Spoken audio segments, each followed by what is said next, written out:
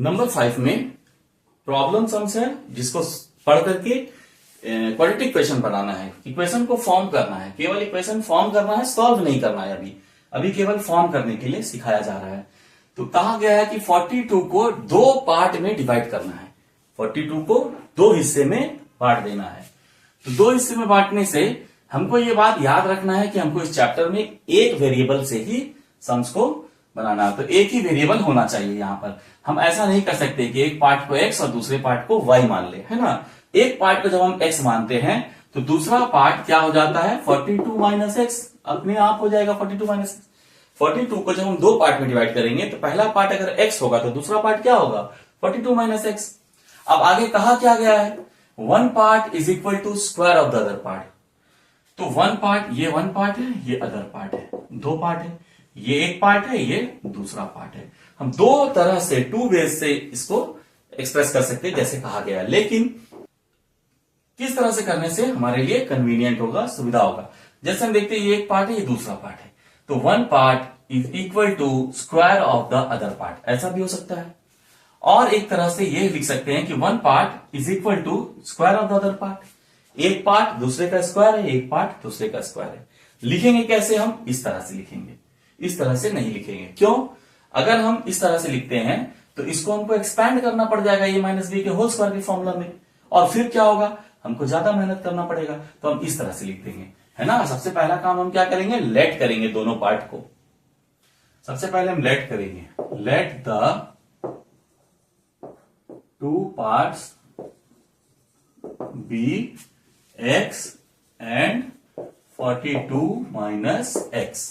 दो पार्ट्स को लेट कर लिए।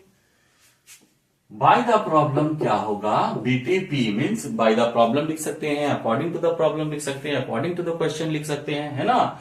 जो चाहे जैसे भी हम लोग इस बात को लिख सकते हैं। यहां बीटीपी लिख दिए, इसका मतलब है बाय द प्रॉब्लम, क्वेश्चन के अकॉर्डिंग।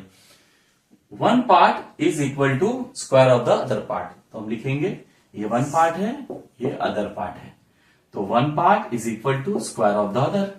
ऐसे लिखने से हम जस्ट एक स्टेप में इसको सॉल्व कर सकते हैं। एक्स को लाएंगे इस तरफ, 42 को भी इस तरफ, और यहां 0 हुआ, ये क्वाड्रेटिक इक्वेशन बन गया। इस पे स्क्वायर बैठाने से हमको एक्सपैंड करना पड़ता, ज्यादा मेहनत हो जाता। 5 का जो सेकंड क्वेश्चन है उसमें कंसेक्यूटिव पॉजिटिव ऑड नंबर्स के बारे में कहा गया है। तो सबसे पहले हम लोग इसको थोड़ा डिस्कस कर लेते हैं कि हम लेट कैसे करेंगे। जब भी कभी क्वेश्चन में हम देखेंगे कंसेक्यूटिव नंबर्स के बारे में कहा गया है या कंसेक्यूटिव ऑड नंबर्स के बारे में, कंसेक्यूटिव इवन नंबर्स के बारे में कहा गया है, तो हम कैसे लेट करेंगे। जैसे मान लेते हैं हम कंसेक्यूटिव का मतलब है लगातार आने वाला। कंसेक्यूटिव नंबर्स के बारे में अगर कहा जाए, कंसेक्यूटिव नंबर्स या इंटेजर्स, है ना, natural numbers, integers, positive integers, negative integers. तो कंसेक्यूटिव नंबर्स को हम लेट करते हैं इस तरह से, पहले नंबर को x, दूसरे को x प्लस 1। दो नंबर हुआ तो x और x प्लस 1, क्योंकि लगातार आने वाले नंबर में एक एक का डिफरेंस होता है, एक एक बढ़ते हैं। जैसे 5, 6, 7, 8 एक एक बढ़ते जाते हैं, है ना। जैसे 18, 19 कंसेक्यूटिव नंबर है, 18 के बाद 19, कितने का फर्क है, एक का, एक एक बढ़ते हैं। अगर और एक 3 नंबर हुआ तो और एक बढ़ जाएंगे 2। इस तरह से x plus 1, x plus 1, x plus 2, x plus 3, इस तरह से हम लोग बढ़ते हैं। और अगर कंसेक्यूटिव ऑड या इवन नंबर्स कह दिया जाए, अगर ऑड या इवन नंबर्स कह दिया जाए तो क्या करेंगे, इसको लेट करने के लिए हम यहां नंबर लिख करके पहले ऐसे लिख लेते हैं सारे नंबर्स को, और तब इसको समझेंगे।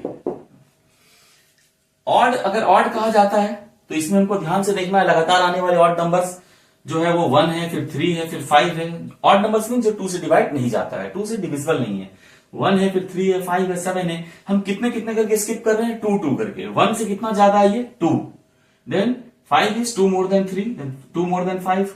इस तरह से 2 2 करके स्किप करते हैं। मतलब अगर पहला नंबर हम x लेते हैं तो दूसरा हमको 2 ज्यादा लेना होगा इससे। फिर अगर तीसरा और एक नंबर हो तो और 2 ज्यादा लेना होगा, तो x प्लस 4, तो x प्लस 6, इस तरह से लेट करेंगे। x plus 2, x plus 6, odd number हुआ तो 2 2 करके स्किप करेंगे। और सिमिलरली इवन नंबर भी हुआ तो इसी तरह सेलेक्ट करेंगे, क्योंकि इवन नंबर को हम देखते हैं कितने कितने, 2 है, ये 4 है, दो दो करके ही स्किप कर रहे हैं यहां भी, 2 4 6 8। पहला नंबर अगर 2 होता है, दूसरा क्या होगा 4, अगर पहला 4 है तो दूसरा क्या होगा 6, तीसरा क्या होगा 8। मींस पहला जो भी नंबर होगा उससे 2 ज्यादा होगा नेक्स्ट इवन नंबर, और नेक्स्ट इवन ऑड या इवन कुछ भी कह दिया जाए, हम इसी तरह से लेट करेंगे। लेट कैसे करना है ये समझ लिए। यहां पर क्वेश्चन में कहा गया है कंसेक्यूटिव पॉजिटिव ऑड नंबर्स। जब ऑड कह दिया गया मतलब 2 ऑड नंबर क्या होंगे, ये यही लेट करना है। तो हम सबसे पहले लेट कैसे करेंगे ये समझे। अब लेट करते हैं यहां पे, late the 2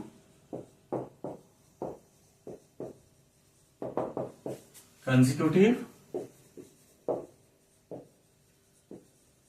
odd numbers be x and x plus 2।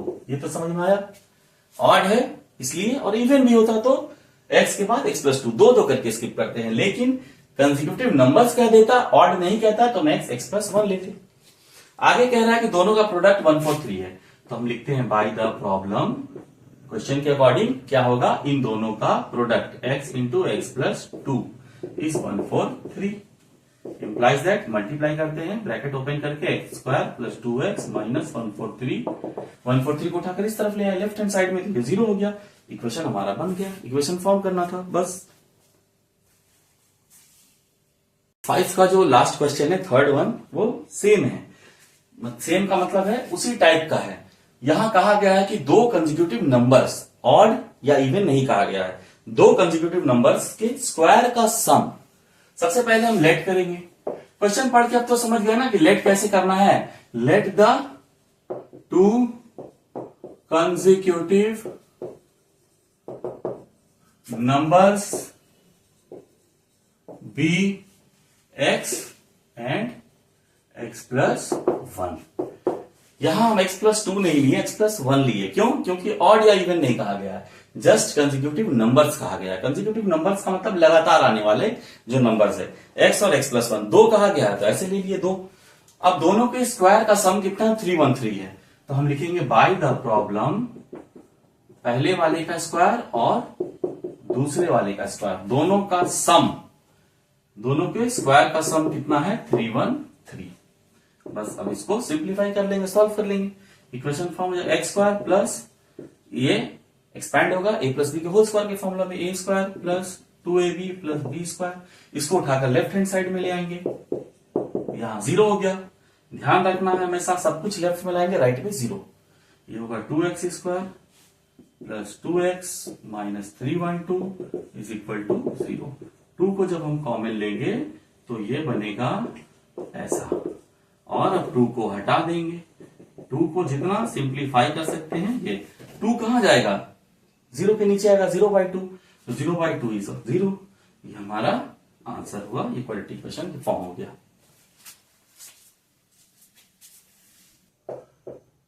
6 number का जो सम्स है, 6 के फर्स्ट सम्स में कहा गया 6 में 8 सम्स है, यहां भी वही करना है, इक्वेशन फॉर्म करना है।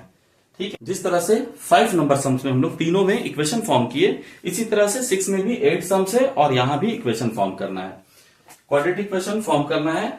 बोला गया है कि एक रेक्टेंगुलर एरिया है जिसका डायगोनल का लेंथ है 15 मीटर। रेक्टेंगुलर एरिया है ये, इसके डायगोनल का लेंथ कितना है 15 मीटर है। डायगोनल का लेंथ है 15 मीटर, ये डायगोनल है। और कहा गया है कि length exceeds its breadth by 3 metre.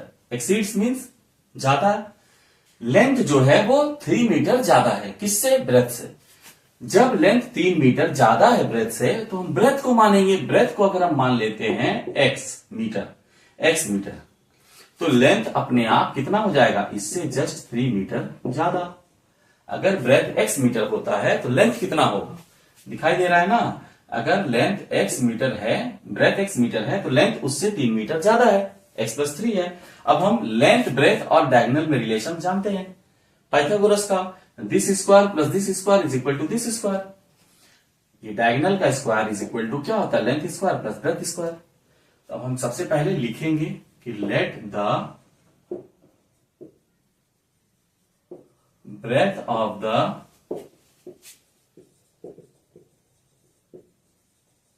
rectangular area be x metre. Rectangular area के ब्रेथ को x मीटर मान लिए, so its length will B, length कितना हो जाएगा, इससे जस्ट 3 मीटर ज्यादा। ऐसा क्वेश्चन में बोला गया है जब हम ब्रेथ को जितना भी लेंगे उससे 3 मीटर ये ज्यादा होगा। और डायगोनल कितना है, डायगोनल इज 50 मीटर, ये गिवन है। अब हम लेंथ, ब्रेथ और डायगोनल तीनों में रिलेशन जानते हैं। क्या रिलेशन होता है कि length square plus breadth square is equal to 15 का स्क्वायर मीन्स डायगोनल का स्क्वायर।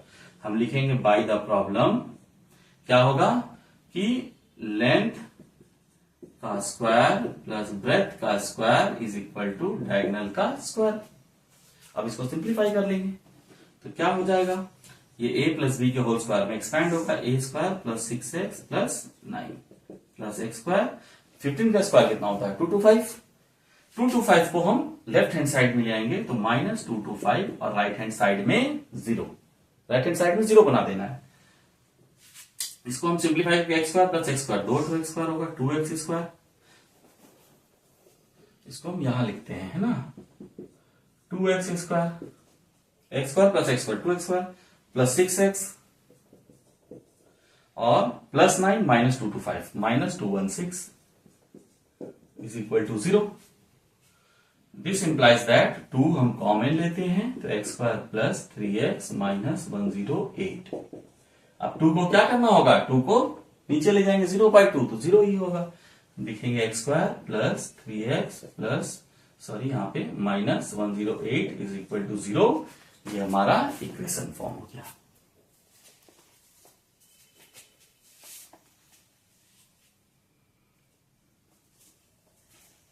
इस रिलेशन को याद रखना है कि रेक्टेंगल में ये लेंथ, ये ब्रेथ और ये डायगोनल है, तो length square plus breadth square is equal to हमेशा डायगोनल का स्क्वायर होता है।